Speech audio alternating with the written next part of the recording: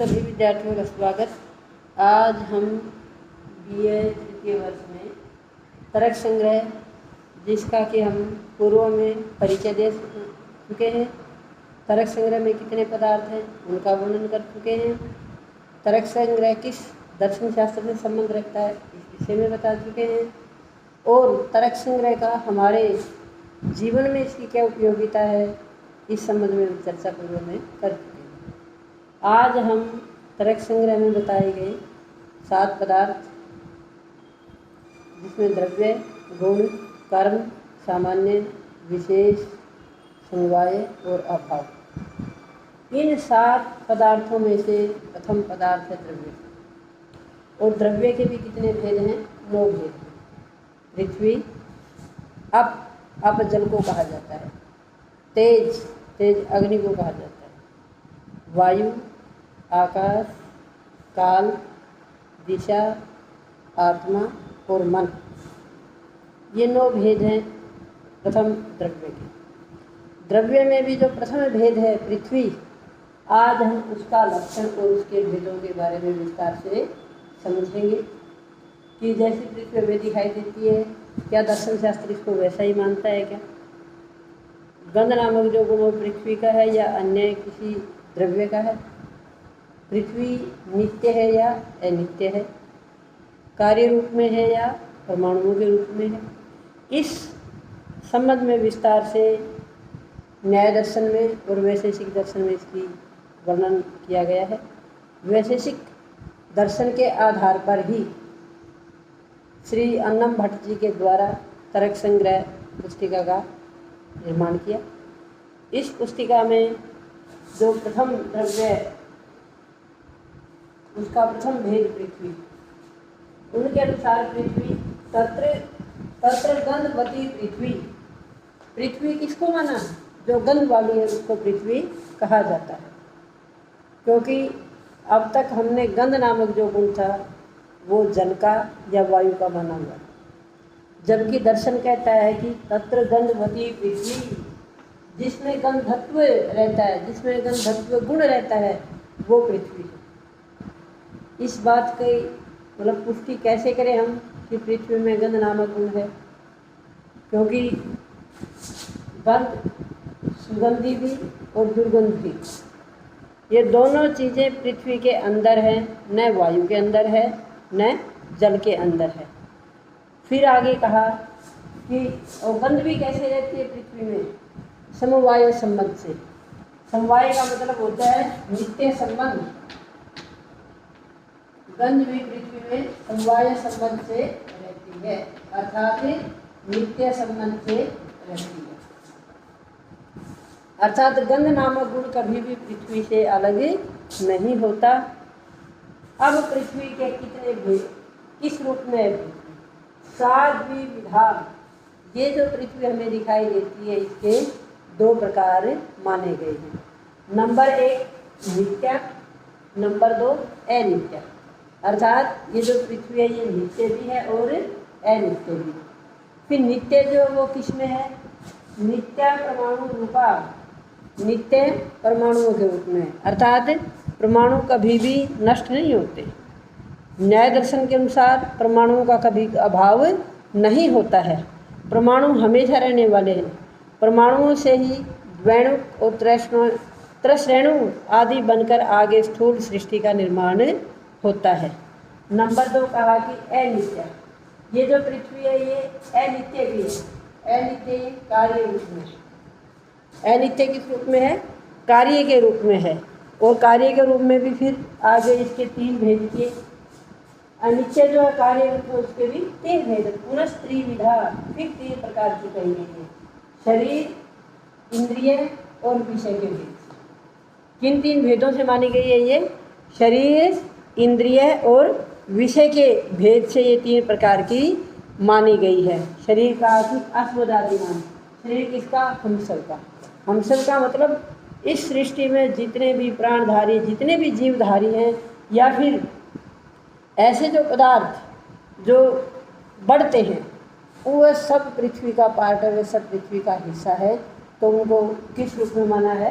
कार्य रूप में माना गया है। नंबर 2 इंद्रिय, इंद्रिय विषय अर्थात इन जो गंध नामक जो गुण है, गंधत्व जो है वो हम किसके द्वारा ग्रहण करते हैं, अर्थात गंध को हम ग्रहण शक्ति के द्वारा, और जो कहाँ रहती है, नासिका के अग्रभाग में विद्यमान रहती है। नंबर आगे कहा विषयों, विषय कौन सा, मृत, पाषाण, मिट्टी आदि, ये सब भी किसका रूप है, ये सब पृथ्वी का ही रूप है।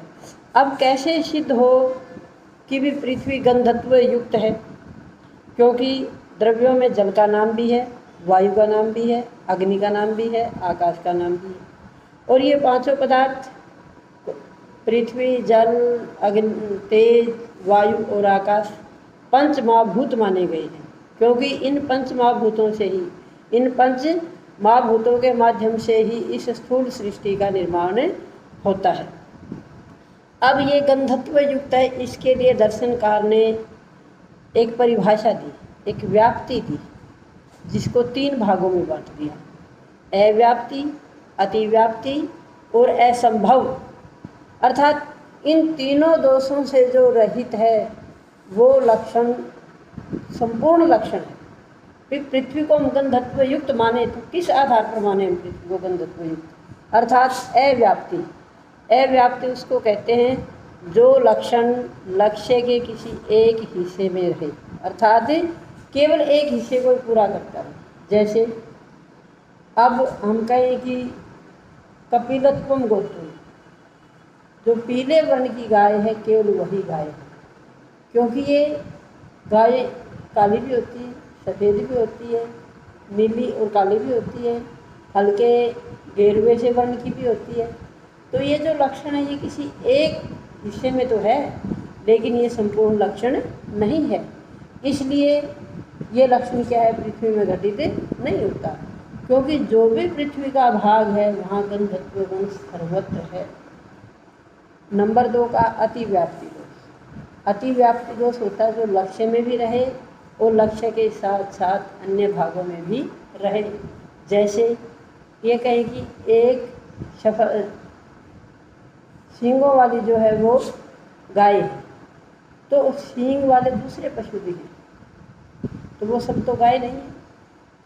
इसलिए ये जो लक्षण है ये यहाँ पर भी क्या है, पृथ्वी के अंदर जो गंध नामक गुण है वो केवल मात्र पृथ्वी में ही है, अन्य पदार्थों में नहीं है। इसलिए अतिव्याप्ति दोष भी पृथ्वी में नहीं है।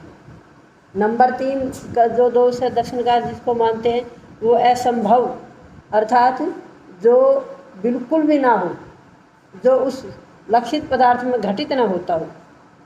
जैसे एक शफस्तवम गोत्वम, एक खुर वाली का, ऐसा हमने कभी नहीं देखा, एक खुर वाला कोई भी पशु नहीं होता। अतः ये लक्षण भी क्या है, इसमें घटित नहीं होता, अर्थात इन तीनों से रहित होने के कारण न इसमें अव्याप्ति दोष घटता है, न अतिव्याप्ति दोष घटता है और न असंभव दोष घटता है।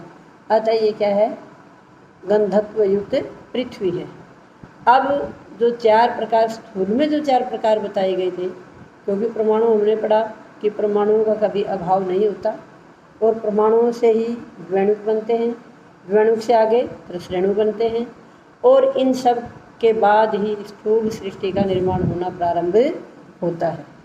फिर कहा कि शरीर आदि, क्योंकि यहाँ भी शरीर के रूप में भी, कार्य रूप में भी पृथ्वी के 4 प्रकार माने गए। कौन कौन से 4 प्रकार? नंबर 1 जरायुज, जो झिल्ली से पैदा होने वाले प्राणी हैं वो।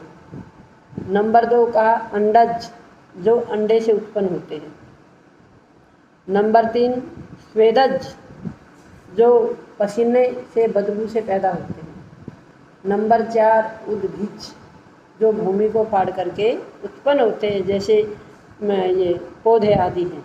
ये सब भी क्या है, पृथ्वी का ही प्रकार हैं।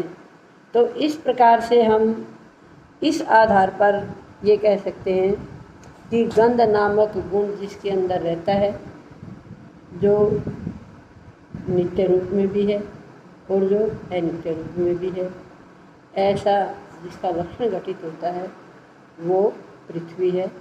और पृथ्वी अन्य सब द्रव्यों से क्या है, भिन्न होने से केवल मात्र गंधत्व गुण पृथ्वी में है।